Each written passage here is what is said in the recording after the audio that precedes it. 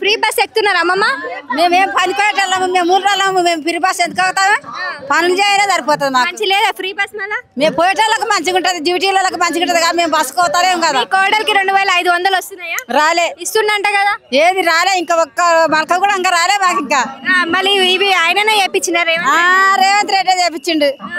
మంచిగా ఉన్నాయి, అన్ని పెట్టిండు రేవంత్ రెడ్డి. ఆహా, మీకు 2500 వస్తాయి? 2500 వస్తున్నాయి. ఇండ్లు లేని వాళ్ళకి ఇండ్లు వస్తున్నాయి, రేషన్ కార్డులు లేని వాళ్ళకి రేషన్ కార్డులు వస్తున్నాయి. ముసలి దోసుకొని తింటున్నాడు.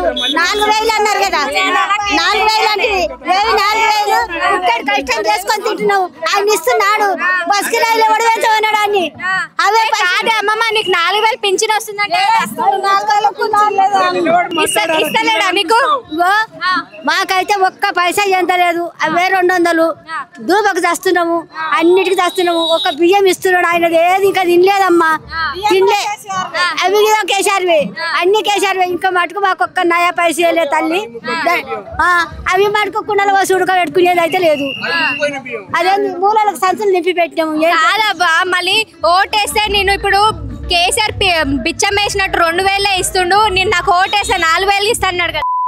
ఏది ఇవరకు గతే లేదు, ఇవరకు గతే లేదు. ఓటు 4000 కానీ ఒక్క పుట్ట పైసా ఇవ్వలేదు మాకు. రామను ఒక్క పుట్ట పైసా దూబైతున్నదన్నా కానీ ఒక్క ప్యాకెట్ నీళ్ళు ఇవ్వలే మాకు. కానీ సంతోషంగా ఉన్నారంట అందరు. మళ్ళా సంతోషం బతుకమ్మ ఆడుతున్నాం ఇస్తే. కాదు కాదు కాదమ్మా, చీర ఇవ్వలే.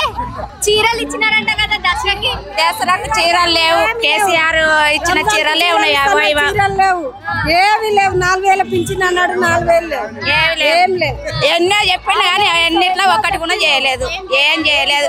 పేదలు ఉంటారు, పూరా ఇండ్లు లేని వాళ్ళు కూడా ఉంటారు. పోయి కలిసినా కూడా ఏది చేయలేదు ఆయన.